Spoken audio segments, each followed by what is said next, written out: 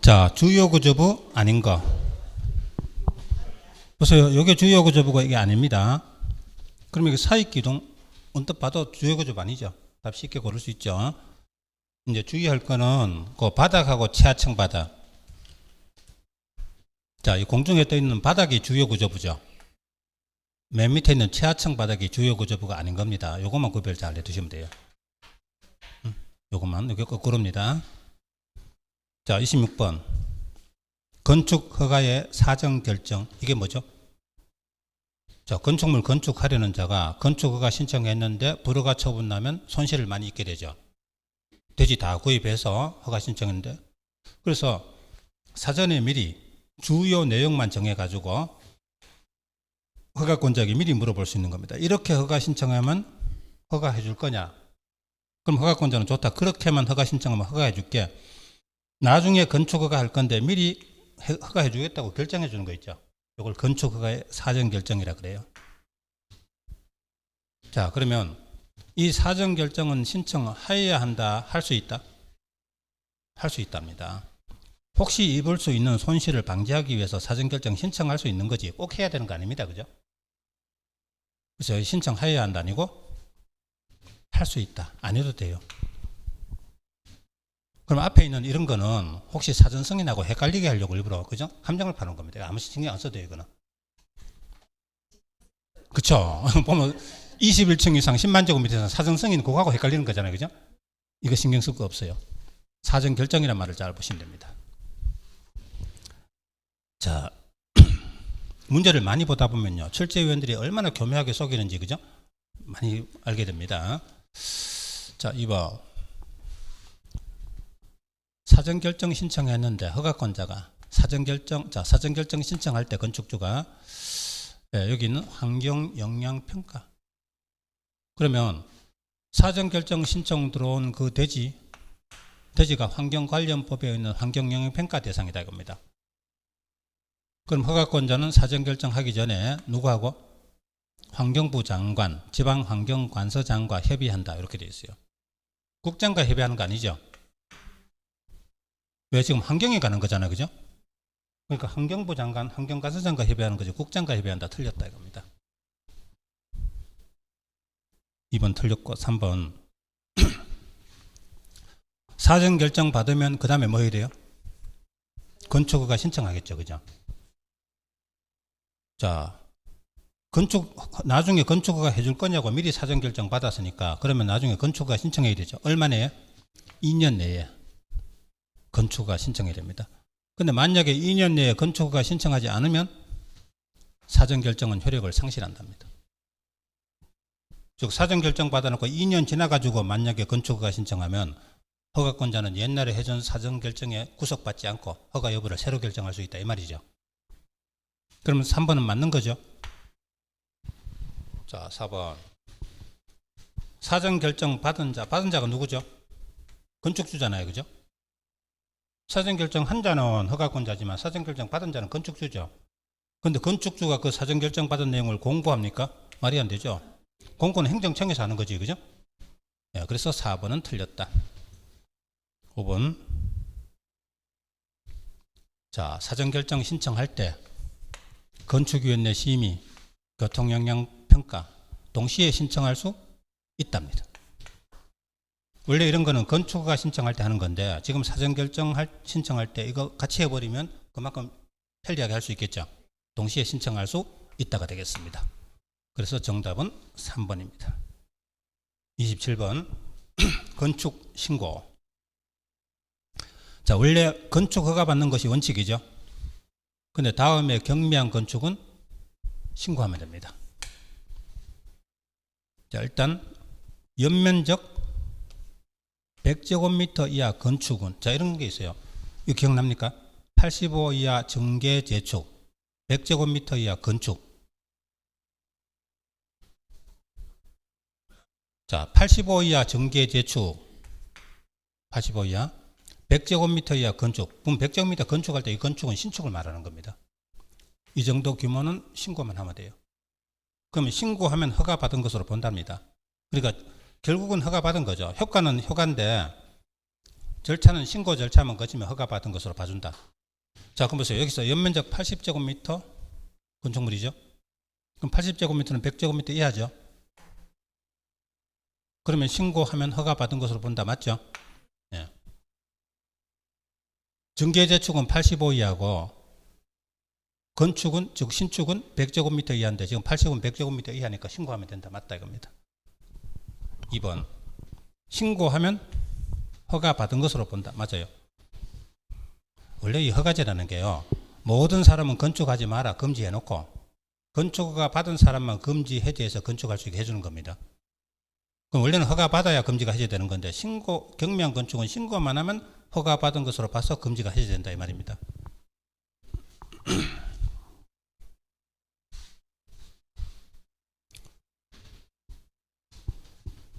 예, 다른 과목은 잘 모르겠는데 제가 가만 생각하니까 공법은 그죠? 알면 알수록 점점 더 좀 재밌어져요. 맨 처음에 최고 재미없어요. 그죠? 맨 처음에는 공법 모를 때는 이런 거 왜 해야 싶어요. 그죠? 근데 이제 점점 하면 내가 알게 되고 이게 중개 실무에 어떻게 연결되고 그죠? 예, 그러면 재밌어지고 요거 잘하면 돈 되겠네 이것도 보이고 그죠? 그렇습니다. 그죠? 그리고 이걸 나중에 가서 자격증 따고 나서요. 이제부터는 인터넷에 뭐 각종 자료 모아서 돈 되는 거 찾는 겁니다. 그죠? 그게 진짜 공부죠. 그죠? 이건 자격증 공부고 그때부터 돈 버는 공부가 진짜 공부다. 이런 이야기입니다. 그거 잘하나 못하나에 따라서 성공 여부가 결정되는 겁니다. 자, 그러면 건축주 변경 이런 게 있어요. 건축 관계자 변경. 건축 관계자가 누구예요? 건축주, 설계자, 시공자, 감리자. 변경은 신고해야 됩니다. 그럼 건축주도 건축 관계자죠. 그럼 건축주 변경은 뭐다? 신고. 맞아요. 이거 허가 그러면 안 됩니다. 건축주 변경할 때 허가 받아야 한다 아니고 허가가 아니고 신고죠. 그죠? 예. 3번 맞습니다. 건축 신고하였더라도 공사용 가설 건축물 축조가 필요하면 가설 건축물 축조 신고를 또 해야 된다? 아니다. 한 것으로 본다죠. 자, 보세요. 원래 조문에 이렇게 돼 있어요. 건축 허가 받으면 의제사항에 여러 가지가 있죠. 도로 조명 허가, 공작물 축조 신고, 응? 또 가설 건축물 축조 신고, 기타 여러 가지. 그럼 건축 허가 받으면 함께 받은 것으로 보는 의제사항이 한 20 내지 30가지가 있습니다. 근데 건축 신고하면 마찬가지입니다. 건축 신고하면 건축 허가 받은 것으로 보는 거잖아요. 그죠? 그럼 건축 신고하면 관련된 각종 인허가는 함께 받은 것으로 봐주는 겁니다. 즉 가설 건축물 축조 신고도 함께 한 것으로 봐줍니다. 자, 보세요. 건축 허가 신고하고 관계없이 여기다 가설 건축물 짓는다. 이거는 가설 건축물 허가 신고 따로 받아야 되죠. 근데 건축 허가 건축 신고하면서 거기에 가설 건축물 짓는다. 이거는 함께 한 것으로 봐주는 겁니다. 따로 받지 않아도 되는 거죠. 그죠? 하는 거 별도로 받는 거 아니다. 4번 틀렸죠? 답이죠. 자, 5번.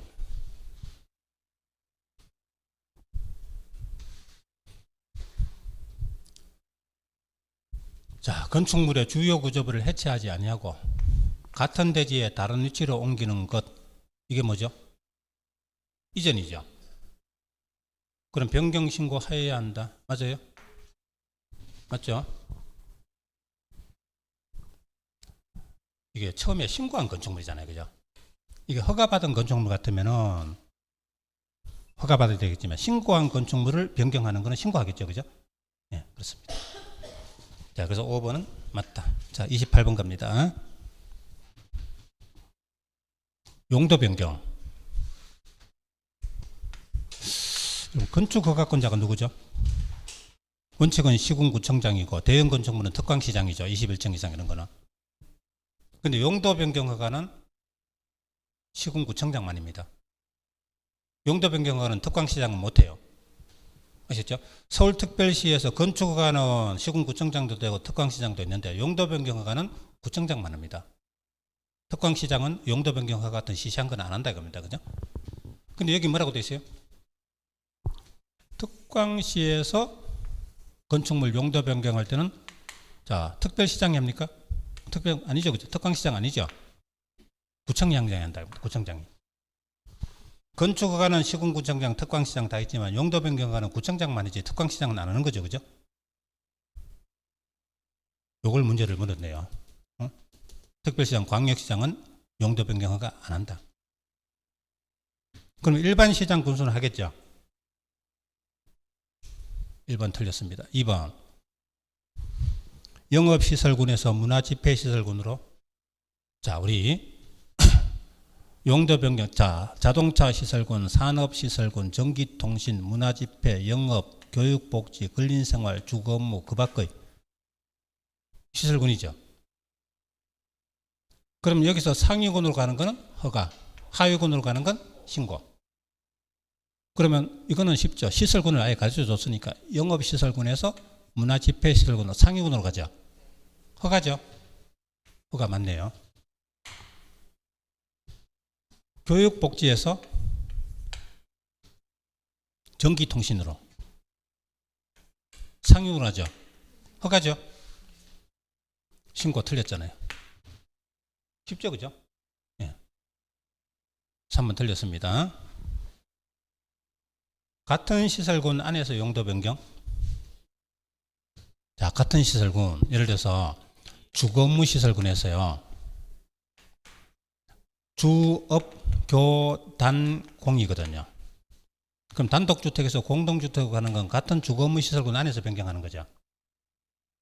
요거는 허가도 신고도 아니고, 보세요. 자산 전문 영조군 주구, 여기서 상위군 가면 허가, 하위군 가면 신고잖아요, 그죠? 근데 같은 주거업무 시설군 안에서 이렇게 변경하는 거, 요거는 기재 내용 변경 신청. 신구의 건축물 대장에 기재 내용 변경 신청만 하면 된다고 합니다. 근데 예를 들어서 단독주택 소개 보면 다시 단독, 다중, 다가구 공간 있잖아요. 그럼 예를 들어서 단독을 다중으로 바꾼다? 요거는 기재 내용 변경 신청도 안 해도 돼요. 같은 시설군 안에 변경은 기재 내용 변경 신청이고, 같은 시설 안에서 변경은 기재 내용 변경 신청도 안 해도 된다. 같은 시설군 안에 변경이니까 뭐라고요? 신고가 아니고 기재 내용 변경 신청이다. 자,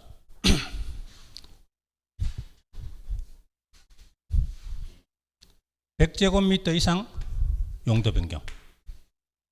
자, 우리 처음에 건축물 지을 때 처음에 건축 허가 받아 짓고 공사 완료되면 사용 승인 받고 사용하는 거죠. 맞아요?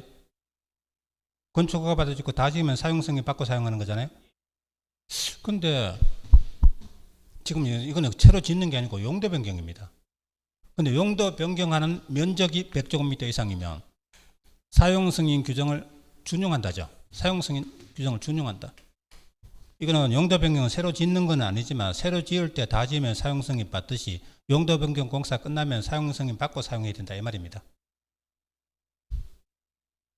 자, 그럼 100제곱미터 이상이면 사용 승인 받아야 한다죠. 그리고 사용 승인 대상이라 보세요. 앞에 그 건축물이 허가 대상이든 신고 대상이든 모두 사용 승인을 받아야 돼요. 100제곱미터 이상이면. 그래, 우리 건축물이 허가 대상 건축물도 규모 작은 거는 신고 대상 건축물도 있잖아요, 그죠?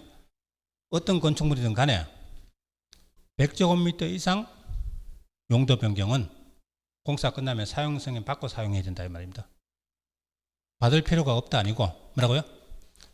받아야 한다 되겠습니다. 답은 2번 되겠네요. 자, 29번 간단한 문제 같은데 사람들 조금 머리 아프게 합니다. 높이 4m, 연면적 90제곱미터. 그럼 연면적 90제곱미터 같으면 연면적 100제곱미터 이하죠. 100제곱미터 이하 신축은 신고하면 된다 그랬죠, 그죠? 아, 요 신고 대상 건축물이다. 그럼 아래 내용 가운데 건축 규제, 건축법에 위배되는 것은, 자, 건축 신고하고 건축했다. 맞아요? 100제곱미터 이하잖아요. 아까 100제곱미터 이하 건축은 신고 대상이라 그랬으니까 90제곱미터는 100 이하니까 신고 대상 맞다. 이거는 위법한 거 아니죠, 그죠? 2번. 대지가 도로면보다 낮아서는 아니 된다. 이게 원칙이죠. 근데 자, 배수에 지장 없거나 건축물 용도상 방수 필요 없는 경우에는 그러하지 아니하다. 낮아도 된다죠. 원칙은 낮아서는 안 되는데 배수에 지장 없거나 방수 필요 없으면 낮아도 됩니다. 근데 여기 보세요. 인접한 도로면보다 낮긴 낮다. 그런데 배수에 지장 없고 용도상 방수 필요 없다. 그때는 낮아도 된다죠. 그럼 이건 위법한 거 아니잖아요. 그죠? 원래는 낮으면 안 되지만 이런 경우는 낮아도 되거든요. 그러니까 위법한 거 아니다. 3번 공개공지 확보하지 않았다. 그럼 공개공지 확보 대상이 이겁니다. 자, 일반 주거, 준주거, 상업지역, 준공업, 도시화 가능성 지역, 이 지역에서 바닥면적 합계 5,000제곱미터 이상으로서 판매, 문화집회, 종교, 운수, 숙박, 업무시설, 판문종, 운수급시설 이 중에 하나일 때는 공개공지, 공개공간 설치하여야 한다. 이렇게 돼 있어요. 5,000제곱미터 이상일 때죠. 상당히 큰 건물이죠. 근데 위에는 겨우 90제곱미터 건축물이잖아요. 공개공지, 공개공간 안 해도 되죠. 그죠? 그러니까 공개공지 확보하지 않았다. 이거 위법한 거 아니다. 설치 대상이 아니까 확보하지 않는 거는 위법한 거 아니다. 4번. 자, 대지와 도로와의 관계. 대지는 도로의 길이 몇 미터 이상 접해야 한다? 2미터 이상. 자, 보세요. 대지는 도로의 길이 몇 미터 이상? 2미터 이상 접해야 한답니다. 도로 소유 내비는 4미터 이상이고 접하는 길이, 접도 길이는 2미터 이상이죠. 근데 2미터 이상 접해야 되는데 지금 3미터 접하고 있다. 적법하죠, 그죠? 2미터인데 3미터 아닌데 이러지 말고요. 2미터 이상 접하니까 3미터 되는 거죠, 그죠? 적법합니다. 창문을 열었을 때, 자, 이거죠. 높이 4.5m 이하에. 자, 여기 건축선인데요. 건축선, 그럼 앞에 자동차가 지나가는데 4.5m 이하에, 그래서 3m 정도 되는데 창문을 열었는데 건축선 위로 넘어가는 구조다. 그럼 자동차가 지나가다 부딪히면 사고 나잖아요. 그러니까 높이 4.5m 이하의 출입구 창문 구조물은 열고 닫을 때 건축선 수직면 위로 넘어가는 구조로 해서는 아니 된다죠.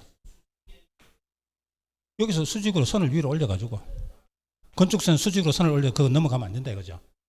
근데 4.5m 이하에서는 그러면 안 되죠. 그럼 4.5m면요? 5m는 4.5m 넘으면 그래도 돼요. 4.5m 이하는 소방차 같은 거 대응할 때 그죠? 부딪히지 않을 수 있는 높이를 말하는 겁니다. 근데 맨 위에 보세요. 본문에 뭐라고 써요? 4m라고 되어 있죠. 4m는 4.5m 이하죠. 넘어서는 안 되죠. 근데 넘어서는 구조로 되어 있다. 틀렸죠. 위법하잖아요. 그죠? 그래서 답이 5번입니다. 그죠? 항상 본문하고 지문하고 이렇게 연결해서 보셔야 돼요. 그죠? 네. 그래서 5번이 답이다. 30번. 지하층. 자, 이 지하층은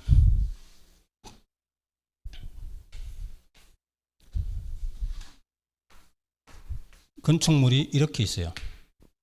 건축물 바닥이 지표면 아래에 있는 층으로서 바닥에서부터 지표면까지 높이가 해당 층 높이의 2분의 1 이상인 것.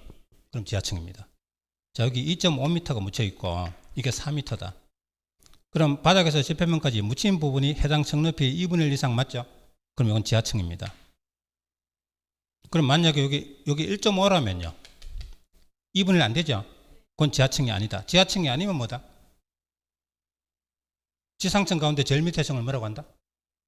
1층이죠. 그죠? 그쵸? 우리 반지하 그런데 반지하가 묻힌 부분이 반 이상 묻히면 지하층이고 반 안 되게 묻혔으면 1층입니다. 아시죠? 그럼 반 넘게 지하층으로 만드는 거, 반 덜 되게 1층으로 만드는 거 하고 어느 게 건축주한테 유리합니까? 지하층 1층 어느 게 유리하죠? 지하층으로 만드는 게 유리하죠. 반 약간 더 되게 해서. 왜? 1층으로 만들어 놓으면요. 1.5에서 1층으로 만들어 놓으면 여기서부터 용적률 연면적이 들어가 버려요. 그죠? 그럼 한 층을 손해보죠. 그러니까 반 약간 더 되게 해가지고 지하층으로 만들면 한 층을 더 올릴 수 있다. 이런 얘기가 되는 겁니다. 예. 자, 그러면 이 문제는요. 지하층 아닌 거, 즉 반 덜 되도록 묻혀 있는 거 몇 번요? 2번. 4m인데 묻힌 부분이 1.5m입니다. 2분의 1 안 되게 묻혀 있죠. 지하층 아니다. 1층이다. 이렇게 돼요. 그럼 지금은 이 문제가 답이 쉬운데요.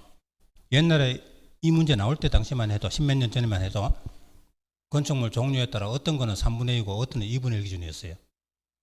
그때는 이게 복잡해졌죠. 그죠? 그래서 건축물 중 2분의 1, 3분의 2고 생각해가면서 문제 풀어야 되는데 지금은 답이 간단합니다. 그냥 2번으로 통일되어 있습니다.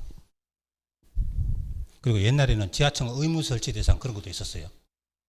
요즘은 자율적인데 옛날에는 지하층을 전쟁 시에 그죠?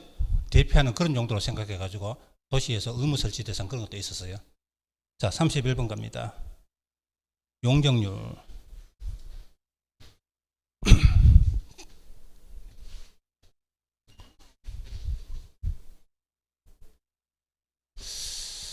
자, 용적률은 대지 면적이 1000인데 그럼 일단 우리 용적률 공식을 하면 용적률은 대지 면적 분의 연면적 곱하기 100. 이 곱하기 100 안 하면 소수로 나오고요. 응? 그래서 뭐 2.5 나오면 용적률 250%다 이 말이죠. 이렇게 해도 되고 곱하기 100 하면 100분율로 250% 이렇게 나온다는 겁니다. 그죠? 어느 거로 해도 용적률 돼요. 자, 그러면 용적률은 대지 면적이 지금 1000이죠. 연면적이 뭐예요? 각층 바닥 면적 합계. 자, 근데 이 연면적에서 여기 보세요. 용적률은 대지 면적에 대한 연면적의 비율. 즉 대지 면적분의 연면적 곱하기 100 이렇게 되는데요. 여기다가 한번 대입하면 이 연면적 속에 제외되는 게 있어요.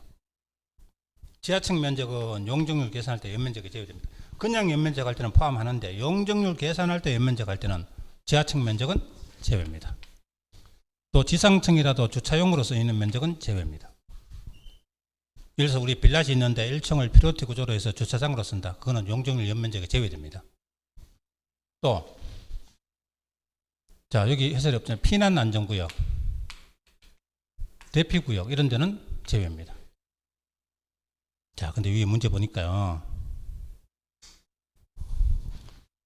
지하 2계층, 지상 5계층. 그럼 여기서 지하는 제외입니다. 여기 지하 1층은 지하 1, 2층은 다 제외죠. 그죠? 뭐로 쓰든 간에 하여튼 지하층은 다 제외예요. 지상 5계층입니다. 그리고 전부 다 업무시설이다. 그럼 지상층에서는 주차장으로 쓰는 거 없죠. 자, 그래 놓고 건축 면적이 500이고 바닥 면적은 480이다. 건축 면적은 건축물 전체 하나밖에 없어요. 가장 넓은 층이에요. 그죠? 면적. 근데 바닥 면적은 각 층마다 있죠. 자, 연면적은 각 층 바닥 면적 합계입니다. 이 바닥 면적 할게요. 여기다 5를 곱하면 되죠. 얼마가 나와요? 2400예요. 그러면 대지 면적 1000분의 연면적 2400 하면 어떻게 돼요? 2.4죠. 그죠? 24를 10으로 나누니까 0을 떼버리면 2.4가 되잖아요. 그죠? 2.4 곱하기 100 하면 240이 되죠. 그러니까 소수로 하면 2.4고 100분율 하면 240% 이거나 이거나 같은 말이죠. 그죠? 2.4. 자, 용적률 얼마인가? 240% 답 1번. 그래 되고 2.4 그래 되고요. 자, 32번 갑니다. 주택법의 도시형 생활주택 줄여서 도생. 자, 도생의 조건은 일단 도시지역에 건설할 것, 그리고 국민주택 규모일 것, 즉 85 이하일 것, 그러면서 300세대 미만일 것입니다. 그럼 300세대면 도생 아니에요.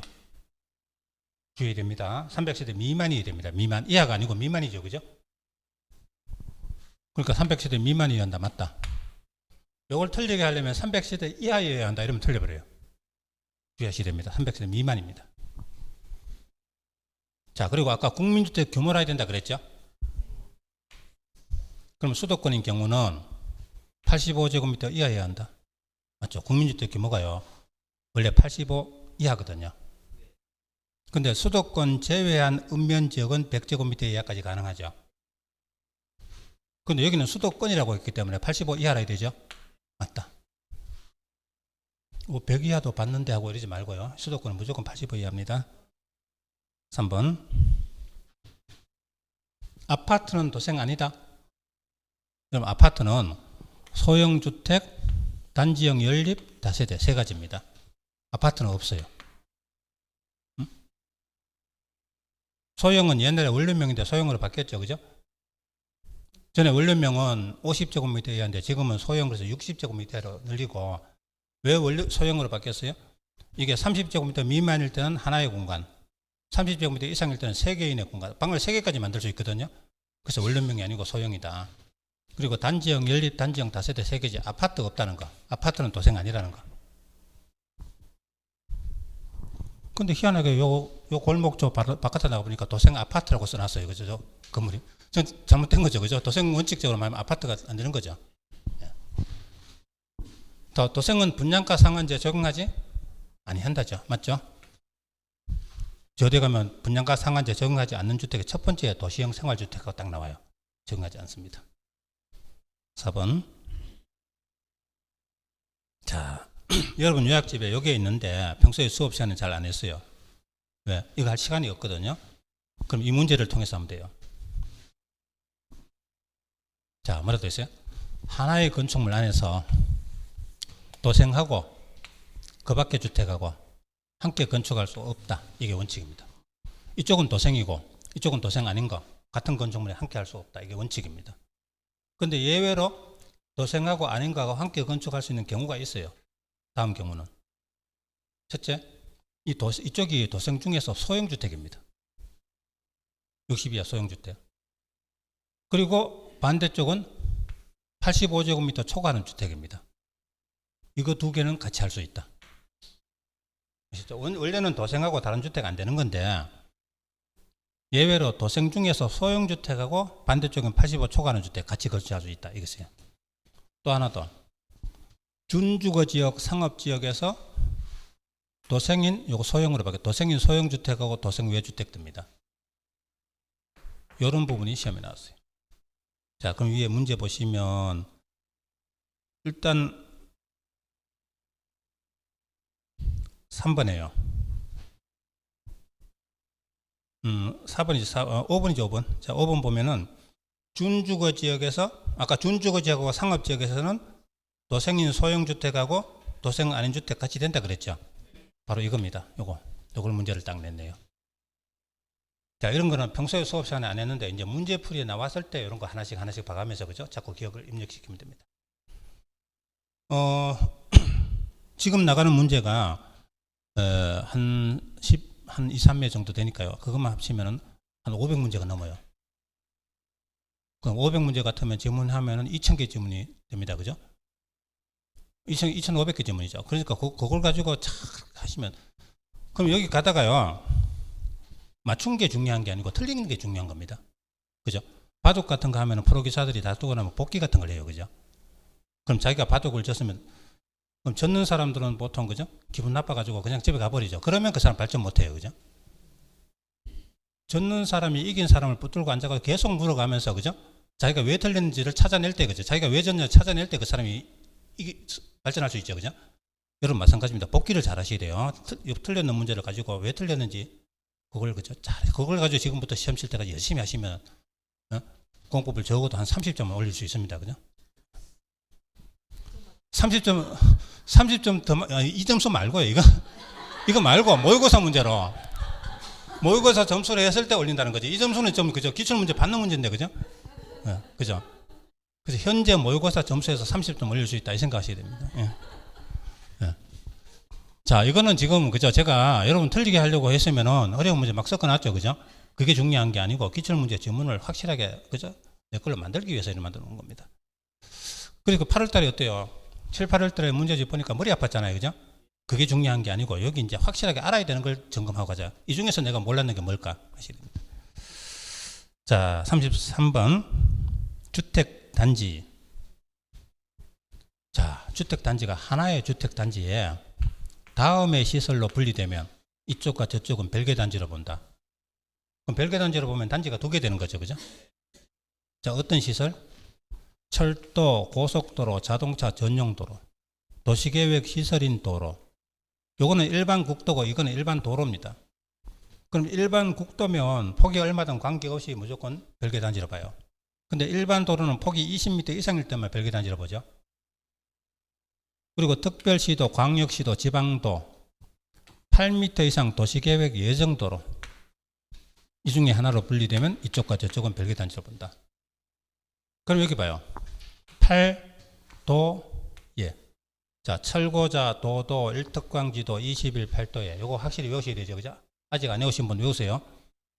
이 시험 잘 나옵니다. 쫙 적어 놓고 보고 정확히 그려 놓으면 돼요. 그럼 8도예. 그럼 별개 단지로 본다. 맞죠?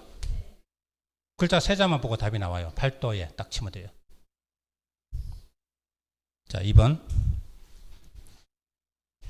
단독주택에는 지금 문제가 주택법 문제잖아요. 그죠? 그럼 주택법에서 단독주택에는 다가구는 포함되죠. 자, 건축법 단독주택에는 단독, 다중, 다가구, 공간 4개가 있잖아요. 그죠? 근데 주택법에서는 공간만 지어야 되죠. 그럼 다가구는 단독주택에 들어가죠. 그죠? 포함되지 않는다. 아니고 포함된답니다. 여러분, 다가구는 많잖아요. 그죠? 저 서울 가면 왜 옛날에 지은 집인데 빌라 말고 왜 옛날에 지은 집인데 집 주인이 세놓기 위해서 그 여러 가구가 살도록 만들어 놓은 거 있잖아요. 그죠? 층층별로 해가지고 그게 전부 다가구입니다. 그죠? 그럼 다가구는 단독주택에 포함되는 거죠. 3번. 공동주택에는 건축법 공동주택에는 아파트, 연립, 다세대, 기숙사 4개죠. 근데 주택법에서는 기숙사는 제외되죠. 그럼 이 기숙사 대신에 뭐? 다세대. 기숙사는 제외되죠. 그죠? 기숙사는 건축법에서는 공동주택에 들어가는데 주택법에서는 공동주택 아니죠. 그럼 주택법에서는 주택이 아니고 준주택이라고 그러면 노기오다의 기숙사잖아요. 그죠? 준주택이 돼요.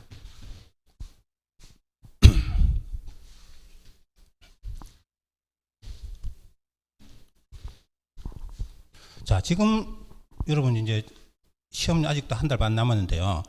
다음 달 좀 되면 어떤 생각하면 한 달만 더 있으면 합격할 것 같은데 이 생각을 해요. 그죠? 수준이 많이 올라와 있거든요. 근데 되면 좋은데 혹시 안 되면 그럼 내년에는 반드시 합격할 수 있겠죠. 근데 계속 하면 합격해요. 근데 이제 시험 끝났으니까 한참 동안 놀고, 그죠? 다 잊어먹고, 그 다음에 새로 시작하니까 또 그 다음에 또 안 되는 겁니다. 그죠? 예. 꾸준히 계속해야 돼요. 지금 근데 사실은 지금부터 열심히 해도 합격할 수 있어요. 지금 여러분 수준에서 한 달 보름만 열심히 하시면요 합격합니다. 지금부터가 제일 중요한 시기입니다. 예. 자, 그 다음에 주택이란 부속 토지는 포함이죠. 주거용 건축물만이 아니라 부속 토지가 포함되죠. 단독주택 하면 건축물만 아니라 부속 토지가 포함됩니다. 4번 틀렸다. 5번은 놀이터부터 주민운동 공동시설까지는 복리죠. 지역 난방 공급은 간선이죠. 부대시설은 완전히 아니죠. 이거는 뭐 사람들 아무도 속을 사람 없겠죠. 그죠? 자, 그래서 답은 1번 되겠습니다. 34번. 주택조합. 자, 주택조합은 지역, 직장, 리모델링 조합 3가지가 있죠. 그 3가지 조합 설립할 때는 시군구청장 인가 받는 거죠. 다만 직장조합 중에 국민주택 공급받기 위한 것만 신고죠. 자, 근데 조합 설립 인가 받을 때 지역조합. 그럼 지역조합이 조합 설립 인가 받을 때는 이 조합주택 지으려면 대지를 가지고 있어야 되잖아요. 그죠? 그럼 대지 소유권이 있으면 좋은데 소유권 없으면 사용권이라도 있어야 되죠.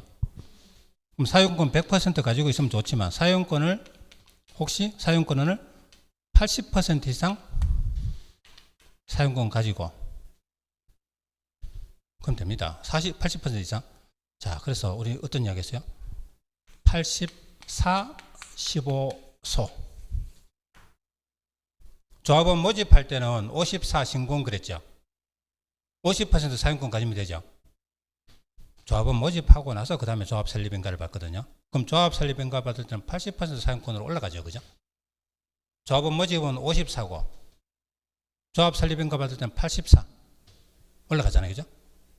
그러니까 모집 54 신공 50% 사용권 신고 공개 모집. 그 다음에 인가 받을 때는 84 15소 80% 사용권 15% 소유권. 근데 나중에 저 뒤에 가면 사업계획 승인 받을 때도 84 이게 나와요. 사업계획 승인 받을 때는 80% 사용권 15소가 안 나옵니다. 그 사업계획 승인 받을 때도 80% 사용권 가지고 나머지 토지가 매도 청구 대상에 해당되면 사업 승인 받을 수 있다 나오죠. 그죠? 그래서 95% 이상 미만 이런 거 나오잖아요. 그죠? 예. 그러니까 본질을 잘 찾아야 돼. 어디서 봤는데 84인데 저쪽은 84고 이쪽은 84 15소고. 예. 자, 그럼 보세요. 80% 사용권 84 일단 맞죠? 인가 받을 때 84 해야 돼요. 자, 주택조합에 가입했다가 탈퇴한다. 탈퇴할 수 있습니다. 그럼 탈퇴한 조합원은 그동안에 부담한 비용 환급을 청구할 수 있답니다. 그러면 제명된 조합원도 할 수 있습니까? 돼요. 탈퇴했던 제명됐던 비용 환급을 청구할 수 있답니다.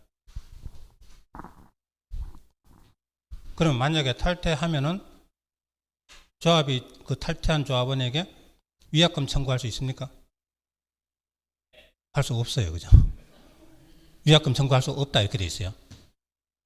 그 조합이 횡포를 부리는 걸 막기 위해서 그런 거 해놓은 겁니다. 그죠? 그럼 탈퇴하면 위약금 청구할 수 없어요. 그냥 다 돌려줘야 돼요. 전부. 그죠? 여러분 요약집에 다 있습니다. 예. 그러니까 제가 수업 시간에 이야기 안 해도 요약집에 있는 건 제가 다 한 겁니다. 그죠? 예. 그러니까 다 보셔야 돼요. 근데 그거 한 거는 몰라도 요약집에 그거 찾아서 보는 거 아니라 요 문제를 통해서 보면 되는 겁니다. 그죠? 이렇게. 자, 조합원은요. 주택 건설 예정 세대수의 50% 이상이 돼야 됩니다. 만약에 주택 건설 예정 세대수가 100세대라면 조합원은 최소한도 50명 이상은 돼야 됩니다.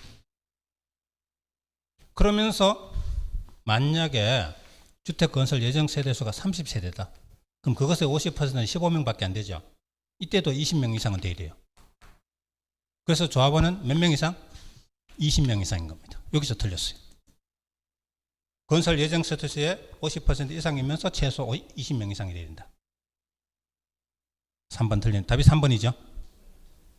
자, 이렇게 돼 있잖아요. 그죠? 요거. 그죠? 자, 지역조합이 이렇게 조합주택을 지으면 건설이 100세대를 지었는데 조합원이 50명이다 이겁니다. 그러면 이 조합원에게 우선 공급 당연한 이야기죠. 무주택자들이 자기들 집 마련하려고 조합주택 지은 거잖아요. 그럼 조합원에게 우선 공급하고 남은 걸 일반 공급해야 되죠. 일반 공급하고 조합원이 못 받고 이러면 안 되죠. 그죠? 5번. 자, 조합원 모집할 때 처음에 조합원 모집할 때는 54 조합원 모집할 때는 54 신공이죠.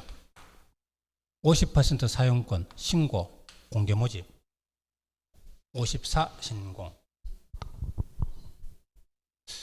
지금 새로 오신 분은 제 요약집이 없죠? 있습니까?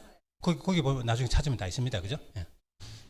자, 그 다음에 여기 결혼충원 재모집. 처음에 조합원이 50명이었는데 두 사람이 탈퇴했다. 그럼 두 사람이 결혼이 됐죠. 그죠? 그 결혼을 다른 사람하고 채우거나 아니면 처음에 50명 모으려 했는데 40명밖에 처음부터 안 모였다 이겁니다. 그래서 새로 먹은 재모집이에요. 결혼청원 재모집은 신고 없이 선착순입니다. 여기서 54는 필요 없죠. 처음에 모집할 때 대지 50%를 갖춰놓고 시작하는 거잖아요. 그죠? 그 대신에 시군구청장에 신고 같은 거 안 해도 되고 그리고 공개 모집이 아니고 그냥 선착순으로 하면 돼요. 자, 그래서 이러면 되죠. 모집은 54 신공. 결혼청원 재모집은 신고 없이 선착순. 그럼 되죠. 자, 35번 가겠습니다.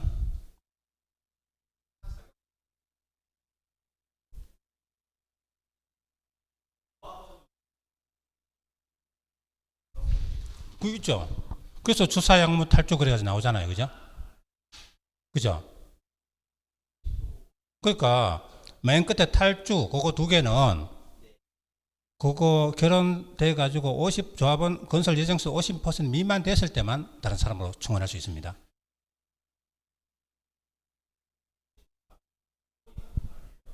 그러니까 잘 봐요. 그 위에 있는 사양무, 추사양무, 사양무 이런 거는 50% 이상이든 미만이든 빠진 사람을 다른 사람을 다 채울 수 있어요. 그런 발생권에서. 예를 들어서 건설 예정 세대수가 100세대다. 근데 현재 조합원이 70명이다. 근데 한 사람이 사망했다. 한 사람 빠졌죠. 결혼 생겼죠. 그때는 무조건 채울 수 있어요. 50% 이상이라도 채울 수 있어요. 사양무 이런 거는. 그 50 이상이든 미만 다 채울 수 있는데 맨 끝에 탈주 있죠. 탈퇴. 자, 조합원 탈퇴는 70명이는데 두 사람이 탈퇴했다. 두 사람 빠져도 68명이죠. 건설 예정 세대 50% 이상이죠. 그때는 결혼 청원 못 해요. 그냥 68명 가야 돼요. 근데 50명이다. 두 사람 탈퇴했다. 48명 됐죠. 50% 미만 됐죠. 이때는 두 사람 채울 수 있어요. 그러니까 마지막에 탈주 두 개만 50% 미만이 따라 붙는 겁니다. 그죠? 그래서 추사 양무 탈주에서 맨 끝에 두 개 탈주만 50 미만 이렇게 딱 하는 겁니다. 그게 시험에 나왔던 거죠. 5번이요? 5번은 여기는 신고 아니하고 선착순. 여기는 좀 전에 그 이야기가 아니고요. 그거는 뭐냐면은 좀 전에 그거는 조합 설립인가 받은 후에 조합원 지위는 조합 설립인가를 받아야 조합원 지위가 확정되잖아요. 그죠? 그 후에 조합 설립인가 받은 후에 그런 사유가 생기면은 조합원을 교체하고 신규합에 그 이야기고, 원래는 조합 설립인가 후에는 조합원 교체 신규가입할 수 없다고 원칙이거든요. 근데 좀 전에 그런 경우는 조합 설립인가 후라도 교체할 수 있다는 겁니다. 근데 지금 이거는 뭐냐면 조합 설립인가 신청 전이에요. 처음에 조합원 모집할 때 어느 동네 몇 사람 두 사람 발기인이 우리 지역조합 만들어 보자. 그럼 처음에 모집할 때는 50% 사용권 가지고 신고하고 공개 모집하고 이런 식으로 모집 다 해가지고 그 다음에 조합 설립 인가 신청하는 거거든요. 그죠? 모집하고 인가 후에 변경하고 다르죠. 그죠? 예. 자, 그렇습니다. 자, 35번. 사업계획 승인 받은 후에 착공 기간이 몇 년이죠? 그럼 건축법에 건축허가 받으면 몇 년 내 착공? 2년. 2년 내 착공 아니하면 건축허가 취소해야 한다. 주택법에 사업계획 승인 받으면 몇 년? 5년이죠. 5년. 5년, 2년. 기억 안 나요? 5년 이내 착공입니다. 여러분, 건축하고요. 주택법에 주택이 규모가 크죠? 그죠? 주택법에는 보통 건축법 숫자의 2배가 가요. 건축허가 착공 기간이 2년이고, 주택법에 사업 승인 후에 착공 기간은 5년, 2년. 기억 안 납니까? 5년 내 착공이 되는데 공구 분할을 했을 때는 최초 공구, 두 번째 공구는 최초 공구 착공일로부터 2년 내. 들어본 적 있잖아요. 그죠? 그게 시험 칠 때 생각나야 되지 시험 끝나고 생각나면 안 되죠. 그죠? 그게 문제입니다. 시험 끝나고서 그랬는데 이러면 소용없는 거예요. 그죠? 자, 다른 건 몰라도 이건 꼭 알아야 돼요. 건축허가 2년, 사업 승인 5년, 2년. 근데 그 기간 내에, 자 보세요. 건축허가 2년 내에 착공하지 않으면 건축허가 취소해야 한다. 기속 취소가 돼요. 사업 승인 받고 5년 내에 착공하지 않으면 사업 승인 취소할 수 있다. 주택법에는 해야 한다 없어요. 할 수 있다만 있습니다. 사업 승인 취소할 수 있다. 근데 최초 공구 외 공구를 2년 내에 착공 안 했을 때 그때는 사업 승인 취소 안 합니다. 자, 근데요. 여기서 이제 문제는 연장입니다. 그 2년이나 5년 내에 착공해야 되는데 일정한 사유가 있으면 그 기간을 연장해 줄 수 있다. 근데 그 연장할 때 건축법이든 주택법이든 둘 다 1년 범위 안에 연장입니다. 아시죠? 연장은 옆에 적어봐요. 연장은 건축법, 주택법 모두 1년 범위 안에 연장입니다. 우리 이런 게 있어요. 국계법의 개발행위 허가 제한, 녹개계는 3년 이내 제한, 도도지기는 3년에다가 2년 범위 안에 연장하는 2년이었죠. 근데 건축법의 건축허가 제한은 2년에다가 1년 범위 안에서 연장 가능해요. 근데 연장할 때 보세요. 국계법은 2년이고 건축법은 1년이죠. 제한하는 거, 그죠? 국계법 3년에서 2년 연장하니까 최장 5년이 되잖아요. 건축법은 2년인데 1년 연장가는 최장 3년이 돼요. 그죠? 그 2년하고 1년을 서로 바꿔서 문제를 내면, 자, 이런 걸 정확히 알고 푸는 사람 정도 같으면 충분히 공법 60점 이상 받는 사람입니다. 그죠? 근데 똑같이 연장인데 요거 건축허가 받고 착공기간 연장하는 거는 건축법이든 주택법이든 똑같이 1년입니다. 요 1년짜리에 또 2년 하고 내면은 사람들 헷갈리거든요. 그죠? 예. 근데 이 문제는 조금 쉽게 냈네요. 뭐라고요? 여기는 뭐 연장 기간을 물은 게 아니고요. 착공기간 연장할 수 있는 경우 아닌 것은 냈는데 다른 거 다 놔두고 4번 가봐요. 시행지, 즉 주택 건설하는 땅 말입니다. 거기서 소유권 분쟁이 생겼는데 소송 외의 방법이 아니고요. 이거 뭐래요? 소송 진행 중인 경우에만 시행지에 대해서 소유권 분쟁해 가지고 이게 소송으로 지금 소송을 하면 시간을 많이 끌게 되잖아요. 그죠? 그런 경우에만 연장할 수 있다. 그러니까 소송 진행 중인 경우만 연장할 수 있지 소송 외의 절차 이래 가지고 수험생들 속이려고 소송이라는 말을 딱 집어넣어 놨어요. 근데 소송 외의 방법이 아니고 소송 진행 중인 경우만 그렇다 이겁니다. 그게 시험에 나온 겁니다. 36번 사용 검사 후 매도 청구. 그럼 주택법에 매도 청구가 세 가지가 있죠. 첫째는 처음에 사업계획 승인 신청할 때 사업주체가 사용권 80% 이상 사용권 가졌죠. 그럼 나머지 토지가 매도 청구 대상에 해당하면 사업 승인 받을 수 있다. 근데 95% 이상 사용권 가졌을 때는 사용권 확보 못한 모든 대지 소유자에게 다 매도 청구할 수 있다. 95% 미만 사용권 가졌을 때는 지구단위 계획 결정 10년 전에 취득해서 계속 보유하는 자는 제외, 그 자를 제외한 나머지 자에게 매도 청구할 수 있다. 두 번째는 리모델링 조합 결의에 찬성하지 아니한 자에게 조합이 시가로 매도 청구할 수 있죠. 세 번째가 사용검사 후 매도 청구입니다. 자, 아파트 다 지어서 사용검사 받고 입주자들이 입주했어요. 그러면 그 주택 건설 대지는 전부 입주자들 소유죠. 그죠? 근데 그 대지 소유권이 일부가 다른 자에게 넘어가 버렸다 이겁니다. 그러면 입주자들은 대표자를 선정해서 매도 청구 소송을 해서 판결 결과에 따라서 매도 청구하는 겁니다. 그 이야기입니다. 자, 이때요. 매도 청구하려는 토지는 전체 대지 면적의 5% 미만이어야 합니다. 5% 이상인 경우는 매도 청구할 수 없어요. 5% 미만일 때만 매도 청구할 수 있습니다. 근데 어떤 문제지에는요. 5% 이상인 경우는 소유자 전원의 동의를 받아 매도 청구할 수 있다. 아닙니다. 그죠? 그런 거 없어요. 5% 미만일 때만 매도 청구할 수 있어요. 자, 여기는 암기사항 몇 개 있는데 그걸 꼭 외워놔야 돼요. 그럼 소유권 회복한 자에게 매도 청구하는 의사표시는 소유권 회복한 날부터 2년 이내에 송달되어야 됩니다. 2년이죠. 그럼 정답은 5년, 5%, 2년. 5% 미만 2년. 자, 이렇게 매도 청구할 때 매수 가격은 어떻게 될까요? 시가죠. 일단 공시지가로 그러면 안 되죠. 왜? 소유권 회복한 자가 적법하게 소유권 회복한 자잖아요. 그죠? 그러니까 공시지가도 아니고 감정가격도 아니고 시가로. 그럼 시가라는 게 뭐죠? 시가라는 게 정해져 있습니까? 아니잖아요. 매도 청구하는 자하고 소유자하고 사이에 밀당을 하는 거죠. 그죠? 그래서 정하는 게 시가입니다. 자, 37번. 공급질서 교란 행위. 다른 말로 정서 등의 양도 제한입니다. 주택 공급받을 수 있는 정서 지위를 타인에게 양도하는 거. 일정 기간 내에 할 수 없다는 거죠. 근데 여기 가만히 봐요.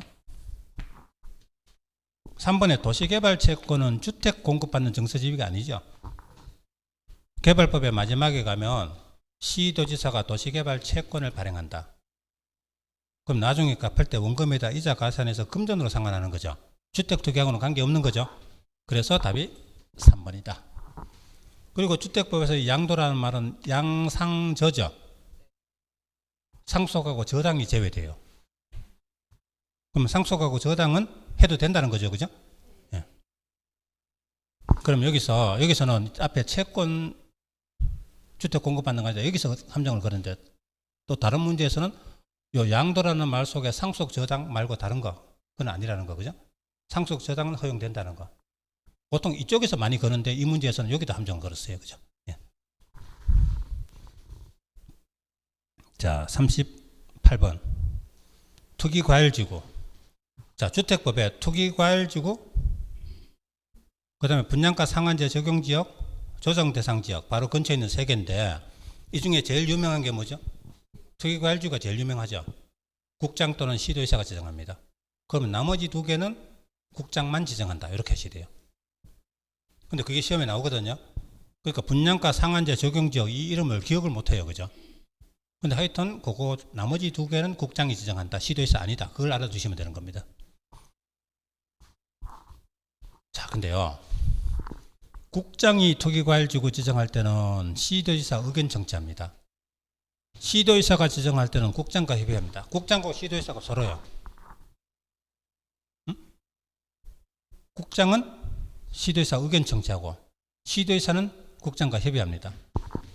근데 국장이 지정할 때 시군구청장과 협의한다 이러면 안 되죠. 그죠? 중간에 있는 도지사는 그럼 뭐가 됩니까? 그죠? 그쵸. 왕따를 시키면 안 되잖아요. 자, 그래서 국장이 지정할 때는 시도의사 의견 청취죠. 협의도 아니고 의견 청취죠. 그죠? 네, 그렇습니다. 2번. 토지 소유자는 시도의사에게 투기과열지구 지정 해제를 요청할 수 있다? 여러분, 투기과열지구 분양가 조정지역 뭐 이런 거 해제하는 거는요, 해제 요청하는 거는 시도의사, 시군구청장 같은 행정청이 해제 요청할 수 있는 겁니다. 토지 소유자가 그런 거 해제 요청 못 합니다. 토지 소유자가 투기과열지구 해제해달라 요청 그런 건 없다는 겁니다. 그래서 2번 틀렸습니다. 3번. 투기과열지구는 지정기간이 몇 년이다? 정함이 없답니다. 우리 토지거래 허가구역 같은 거 지정기간 5년 이러지만요. 투기과열지구는 지정기간이 없어요. 그 대신 지정해놓고 일정 기간마다 주거정책심의위원회 소집해서 지정유지 재검토를 해야 돼요. 그대로 유지할까 해제할까 재검토를 하는 겁니다. 얼마마다? 반기마다. 반기는 다른 말로 6개월이죠. 6개월마다. 여기 1년마다 그러면 틀려요. 2년 전에 개정되기 전까지만 해도 1년마다였어요. 지금은 반기마다로 바뀌었습니다. 3번이 틀렸습니다. 4번은 전매 제한할 때 전매는 전상 그랬죠. 상속이 제외돼요. 전상, 양상저, 양상이. 습관적으로 자꾸 연습하세요. 전상, 양상저, 양상이. 이제 뭔지 알잖아요. 그죠? 전매는 상속 제외, 양도에는 상속 저당 제외, 도정법의 조합원 지휘할 때는 양도에서는 상속하고 이혼 제외. 그렇게 알아두시면 돼요.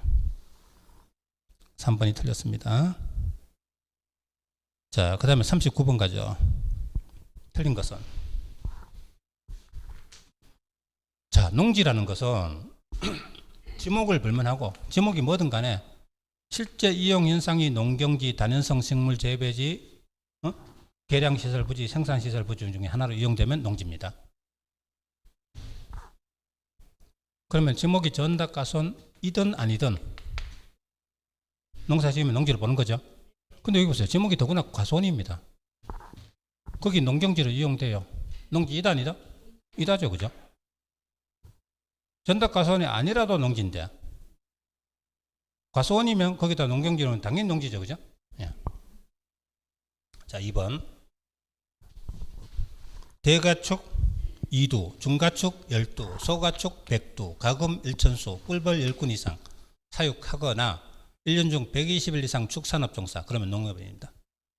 그럼 소가축 80두? 맞아요? 아니다. 100두, 소가축은 100두 이상이라 되죠. 80두면 농업인 아니죠? 그리고 1년 중 120일 이상 축산업 종사하면 농업인입니다. 그러니까요, 앞에 거하고 뒤에 거하고 둘 중에 하나만 맞으면 되죠. 여기 하거나로 되어 있잖아요. 그죠? 앞에 이 중에 하나에 해당되거나 아니면 뒤에 중에 하나에 해당되면 농업인이다. 근데 1년 중 150일 축산업 종사, 농업인 맞죠? 저 위에 보면요, 여기 보면 저 위에 90일 이상 농업 종사, 120일 이상 축산업 종사, 그렇죠? 90일, 120일입니다. 자, 그러면 여기서는 보니까 앞에 거는 농업인 조건 아닌데 뒤에 거는 농업인 조건 맞다. 그럼 하나만 맞으면 되니까 이건 농업인 맞다. 2번 맞아요. 3번 또 이런 게 있어요. 1000제곱미터 이상 농지에서 농작물 경작하거나 1년 중 90일 이상 농업 종사하면 농업인이죠. 역시 하거나죠. 하나만 맞으면 되죠. 3000제곱미터 농지니까 1000제곱미터 이상 맞죠. 1년 중 80일 농업 종사하면 90일 이상 농업 종사 아니죠. 근데 둘 중에 하나는 맞잖아요. 그죠? 중간에 하거나니까 하나만 맞으면 농업인 맞아요. 근데 여기는 하거나 아니고 하면서인데 이러지 말고요. 원래 조문에 하거나 돼 있으니까 둘 중에 하나만 맞으면 농업인 맞다 이겁니다. 3번 맞아요. 4번. 자, 지목이 전인 토지입니다. 그럼 이런 게 있어요. 여기 보세요. 밑에 것부터. 지목이 전답 과수원이든 아니든 농경지 등으로 이용되면 농업인이죠. 농지죠. 그죠? 농지. 근데 지목이 전답 과수원이면 지목이 전답 과수원 아니다. 자, 지목이 전답 과수원 아닌 땅에 농사 지으면 농지인 건 맞지만 3년 미만까지는 농지에서 제외됩니다. 3년 이상 돼야 농지입니다. 자, 그거는요, 전답 과수원 아닌 곳에 농사 지으면 처음에 지을 때는 이게 계속 농지도 계속 할 건지 아닌지 불확실하잖아요. 그죠? 3년 미만까지는 농지를 안 보는 겁니다. 근데 이 경우는 어때요? 지목이 전이죠. 그거는 처음부터 농지입니다. 지목이 전답 과수원이면 이거 다년성 식물 재배지에 이용되면 처음부터 농지입니다. 그럼 4년이면 당연히 농지죠. 밑에다가 처음부터 농지. 그죠? 전답 과수원이면 처음부터 농지고 전답 과수원 아니면 3년 미만까지는 농지 아니다. 자, 5번. 위탁 경영이 뭐죠? 농지 소유자가 경영하되 농작업을 타인에게 위탁하는 거. 이걸 농업 경영이라 그래요. 자, 틀린 것은 1번 되겠네요. 마지막으로 농지법에 숫자 나오는 문제가 몇 번 나왔어요. 여기 대리경작자 토지 사용료 얼마? 100분의 10이죠. 10%. 소유자에게 지급해야 됩니다. 그 다음에 농업법인은, 자, 농업법인은 영농조합 법인도 있고 농업회사 법인도 있는데 이 농업회사 법인은 업무 집행권 가진 자 중 얼마 이상이 농업인? 3분의 1 이상입니다. 자, 그럼 정답은 2번 100분의 10 3분의 1 이상 여기 되겠습니다. 그죠? 자, 이거 하면서 또 숫자 나오는 게 뭐냐면요, 이행강제금 옆에 한번 적어봐요. 디귿 해가지고 이행강제금 얼마죠? 100분의 25. 그 다음에 하나 더 리을. 자, 농지보전부담금 연체가산금. 저 어디에 농지전용허가 받았을 때 농지보전부담금을 부과하잖아요. 그죠? 농지전용허가 신청할 때 이 농지보전부담금을 기한 내에 납부하지 않으면 가산금을 부과해요. 얼마? 100분의 3. 뭐 20%까지 가요. 100분의 3입니다. 100분의 3. 자, 그게 전부 시험에 나왔던 숫자들이에요. 그죠? 같이 묶어가지고 싹 정리하시기 바랍니다. 자, 오늘 여기까지 하고 마치겠습니다. 이거 꼭 풀어오세요. 그죠? 예. 예, 가다가 의문 나는 거 있으면 다음 시간에 질문하시고. 자, 마치겠습니다. 수고하셨습니다.